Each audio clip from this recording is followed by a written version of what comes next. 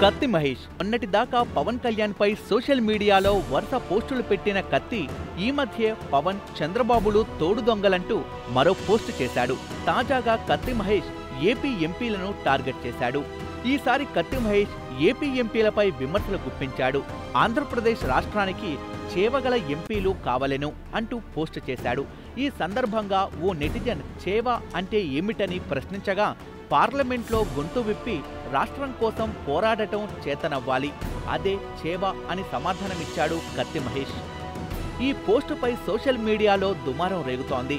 బాధ్యత గల ఎంపీలనే విమర్శిస్తావా అని కొందరు దెప్పిపొడవగా, రాష్ట్రం కోసం ఎన్నికల్లో స్వతంత్ర అభ్యర్థిగా నిలబడి ప్రయత్నించవచ్చు కదా అని మహేష్ను మరికొందరు ప్రశ్నించారు. మరి కత్తి మహేష్ కామెంట్లపై ఏపీ ఎంపీలు ఎలా స్పందిస్తారో చూడాలి మరి.